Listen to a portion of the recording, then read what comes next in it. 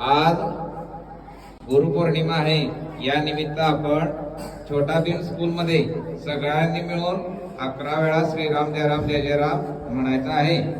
Shriram Jai Ram Jai Jai Ram.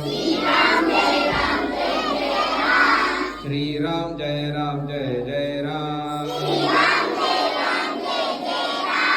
Shriram Jai Ram Jai Jai Ram.